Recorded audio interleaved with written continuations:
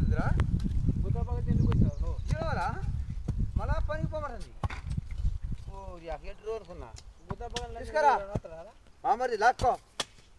same to same మిగతా దమ్ముతో రాసుకో అది గీసుకుంటే మనం గీసుకోం అది గీసుకుంటుంది ఈయన గీసుకోవాలంట వాడు జాబ్ చేస్తే అక్క అందరినీ ఇది చేసాడు అనుకుంటా అందుకనే రాలేదు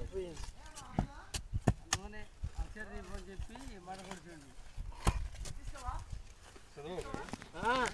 ఓ చదువేంది